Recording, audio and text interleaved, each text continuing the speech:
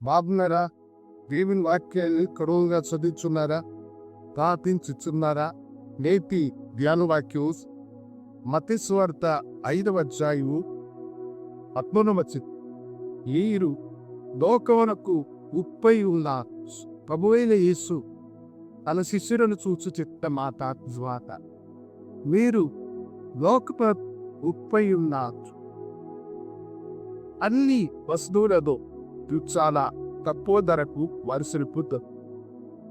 అయితే ఉప్పు మానవునికి అనేకమైన మేలులు చేసి ఉప్పు వలన పంటలు రుచిగా మారుక ఉప్పు ఒక వస్తువుని చనకుండా ఈరు చేసు. ఎంతగా మనము ఎన్ని మసాలాలను వేసి కూరలను ఉడకబెట్టిన చివరిలో ఉప్పు కనుక ఆ కూరలో పడకపోతే నువ్వు ఎంత విలువైన వస్తువులు నీ యొక్క కూరలో వేసిన ఆ కూరకు రుచిరాబట్టి సరైన దిక్కులో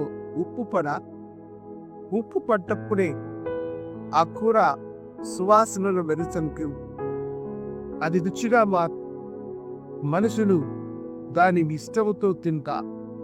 ఉప్పు లేకపోతే ఆ వస్తువు కుప్పలేకపోవలసిన్నదే అన్న ఒక సామెత ఉంది. అలాగే రెండవదిగా ఉప్పు చెడిపోయే వస్తువులు తినవచ్చు. మనకందరికీ తెలిసి చేపకు పట్టినటువంటి బెస్తవారు కొన్ని చేపలు మిగిలిన తర్వాత ఆ చేపలను ఎండబెడతా అవి ఎండి మనుషులకు మంచిగా అందుబాటులో చెడిపోకుండా ఉన్నారంటే ఆ చేపలను ఉప్పులో బాగా దట్టించి ఎండబెడతా. ఉప్పు పట్టకుడి అది చెక్కు దుమ్మాశిలత. మాకు ఏ ఊరగాయలయ్యా పెట్టుకోవాలంటే పచ్చని పెట్టాలంటే అది ఆవకాయనా, నిమ్మకాయనా, అల్లమైనా, ఉసిరికాయనా ఉప్పు బాగా వాటిలో దట్టించి ఉప్పులో ఊరబెట్టిన తర్వాత ఊరగాయ పెట్టుకుంటా. అప్పుడు చాలా కాలము అవి నిలువ ఉంటాయి. అలాగనే క్రైస్తవులు కూడా ఈ లోకానికి ఉప్పు లాంటివా.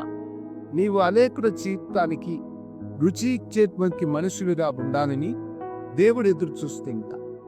నీవు అనేకుల జీవితాలను చెడిపోకుండా దేవుని వైపు నడిపించి దేవుని శాశ్వత రాజ్యంలో వారిని చేర్చాల్సిన బాధ్యత దేవుడు నీ మీద వచ్చినాడని గ్రహించి, ప్రభువా లోకానికి నన్ను ఉప్పుగా ఉంచినందుకు నీకు వందనాలని ప్రభుకి కృతజ్ఞతలు తెలపండి. ప్రభుకి ఆశీర్వదించుగా తలడా ఏ లోకములకు ఉప్పని మీరు చెప్పిన గొప్ప మాట ఎత్తరా ఈ బిడ్డలను దీవించి ఆశీర్వదించి యేసు నామమున గుర్తించున్నాం కంటే ఆమె శుభదేవ్ ప్రభు మిమ్మల్ని దీవించుగాక.